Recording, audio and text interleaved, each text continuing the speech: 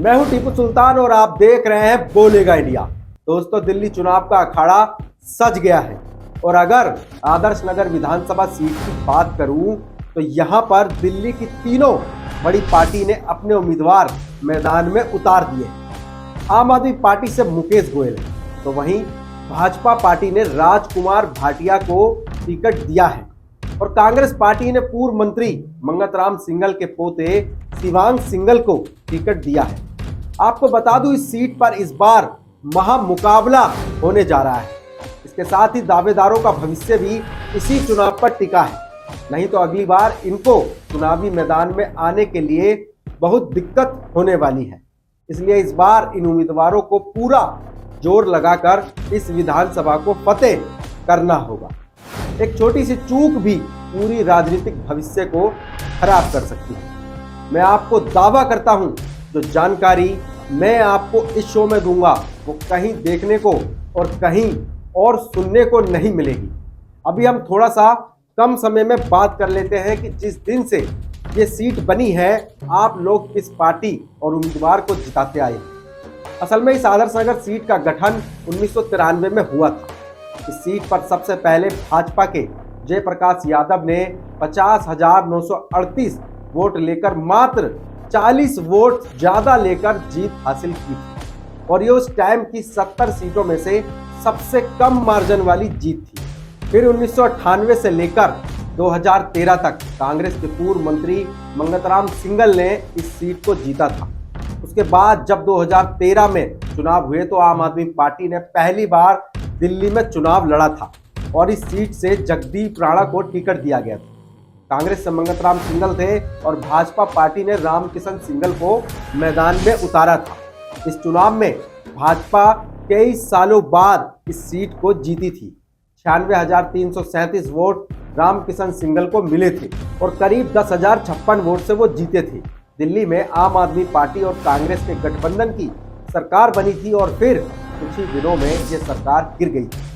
दिल्ली में 2015 में फिर चुनाव हुए और इस बार कांग्रेस से मुकेश गोयल, भाजपा से रामकिशन सिंघल और आम आदमी पार्टी से पवन शर्मा मैदान में थे। पवन शर्मा 2015 में यहां से इस चुनाव को जीत गए थे। उसके बाद 5 साल बीते और आ गया 2020 का चुनाव। असल में असली महामुकाबले की कहानी यहीं से शुरू होती है। 2020 के इस चुनाव ने फिर से इस विधानसभा को 1993 की याद दिलाई थी।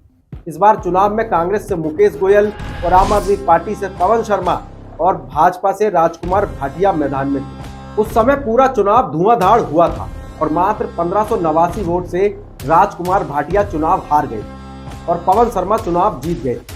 इस छोटे से मार्जिन ने ही इस बार के चुनाव को भी महामुकाबले में तब्दील कर दिया है। लेकिन इस बार पार्टी और नेताओं के चेहरे भी बदले हैं। इस बार मौजूदा विधायक पवन शर्मा की टिकट काटकर मुकेश गोयल को मैदान में उतारा गया है और मुकेश गोयल एक कद्दावर नेता के रूप में भी जाने जाते हैं। इस विधानसभा में कई बार वो निगम पार्षद रहे हैं और हर बार निगम का चुनाव हर परिस्थिति में जीत कर दिखा देते हैं। इस बार आप पार्टी ने उन्हें चुनाव में उतारा है।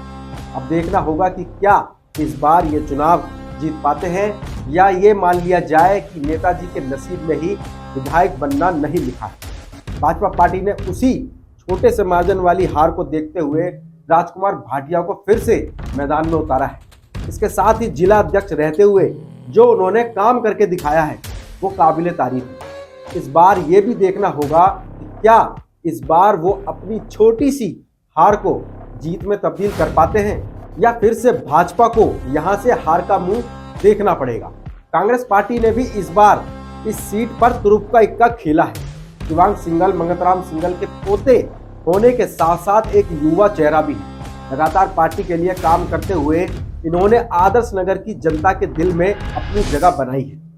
अब ये जगह वोटों में कितनी तब्दील होती नजर आएगी ये देखना बाकी रहेगा। आदर्श नगर की जनता से भी मैं अपील करता हूं कि आप भी कमेंट करके बताएं कि इस बार जनता के दिल में कौन है। मैं और मेरी टीम आपको पूरे चुनाव में हर नेता की खबर बताते रहेंगे कि कौन किससे आगे चल रहा है। इस शो में बस इतना ही। अगले शो में फिर मुलाकात होगी। धन्यवाद।